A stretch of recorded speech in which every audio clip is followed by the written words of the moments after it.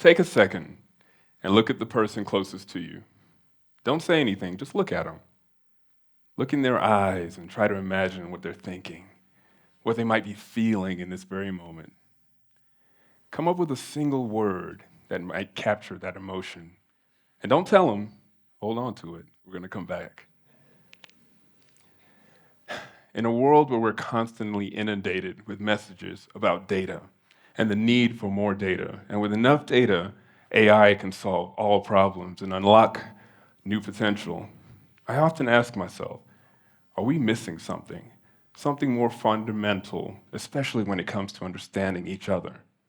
So with the few minutes I have, I want to talk to you about how might we see and be seen beyond the data. We all understand that data is important. Data tells us what happened, when it happened, how it happened, and in some cases, we can use data to predict what might happen next.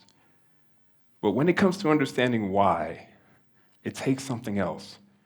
It requires empathy. Empathy allows us to consider that other people have perspectives that we don't. They have experiences that maybe we've never had. Empathy invites us to be compassionate, even when we disagree with other people, and we can respect their points of view and their motivations. And most importantly, empathy gives us an opportunity to build relationships that are based on trust, mutual respect, and understanding. I'll share a quick story about how a relationship based on empathy propelled my career. I had recently started at a new company, and the team asked me to shadow them on a sales pursuit. So of course, I'm like, let's do it. I don't have to do anything. I'm just going to watch you guys do your thing. And as I walked in the room, I heard somebody call my name. Derek, where have you been? And as I turned around, the client walked in and he said, I've been looking for you. And he proceeds to tell the whole team how he emailed me at my last company, and that email bounced. And nobody followed up. Not the best first impression. My stomach was churning, my heart was beating out of my chest, thinking, oh man, I really messed up. But then he continued, Derek, over the years, you've provided so many good services for me, and I want to win with you. I trust you. Even if you're at a new company, I know that you will always make sure that I'm successful. I'm sure some of you are thinking, well, that's good for you. I don't necessarily have those same relationships. What do you want me to do with that? When you see this picture, I'm curious what you see. Besides the smiling faces, these are some of the most powerful people I know, with professions in politics, working for some of the biggest companies in the world. Some of them are entrepreneurs, some of them are political figures. But when I look at these people, I see my friends. I see people I've known since I was 18 years old. Relationships that I nurtured and built over time, and I check in over and over again. And now when I need help, I'm not looking at LinkedIn and guessing if somebody will respond to me. I'm calling my friends. Many of you have these same relationships, and you don't yet realize how powerful they'll be. The person sitting right next to you, maybe somebody in your classroom, somebody you ride the bus with, somebody maybe you dance with at the club. What? But you may not yet realize the impact that person can have on your life. So nurture your relationships, even if they don't have an immediate benefit to you. The relationships matter. Salesforce completed a study last year, and in it, they highlighted that when people have to make a buying decision, they're 89% more likely to buy from somebody who they think understands their goals. Now, the key word there is their goals. We can all do research and Google and read company websites and come up with facts and figures that give us an idea that we understand what somebody wants. But at the end of the day, we all are individuals, and individuals have unique motivations, incentives, and things that drive their decision making. So when you're in a position to try to influence somebody, whether you're in sales or not, understanding what their goals are is critical for opening opportunities for you.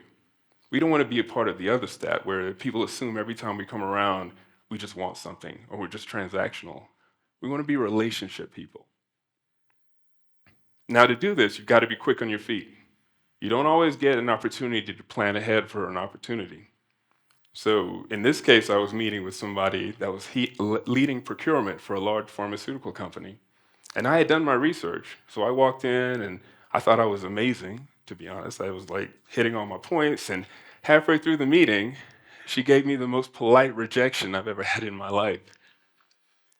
I took a deep breath and had to make a choice. What do I do next? Do I double down and try to explain how truly special our company was and how there's so many more other things you should consider? No, instead, I said, why don't you educate me and teach me more about your world? Help me understand where in your supply chain maybe you have gaps. Maybe you have vendors that you work with that could benefit from what I do. And so, with the time that we had, she educated me. And I went from being the speaker to the listener. Very often, organizations make decisions based on limited data. Consider an NGO that comes to a part of the world where the data shows them that there's long distances that people must travel in order to get water. So they come in and say, we're going to dig wells and put water access closer to where people live. But a year later, when they look at the data, people are still going to the same river. What did they miss? Well, the river was so much more than a source of water. The river represented a place for people to come together, share ideas, engage in trade and commerce. Perhaps if they had engaged with the people more directly, they might have reprioritized their spend. How we all miss the mark often. It's, it's not unusual for us, no matter what jobs we have, to be in a position where we feel pressure from one side to drive and to push out products as fast as we can and to deliver. But while we're doing that, we may find out that the people we're serving want something else. Maybe they want your product to be more quality, a high quality product. Or maybe they want you to deliver one thing really well, not 100 things poorly. Or often, if you're in marketing, the goal is always, hey, I got to get more customers, get more customers. But your existing customers don't want to feel left out. So no matter what role you're in, it's always critical to keep checking back in with your customers and make sure that they're getting what they need. I want to end with a final story, and I would argue it's the most interesting one. It's your story, the story you're creating with the decisions you make every day. You may have an opportunity to extend empathy and start what will be a long lasting relationship.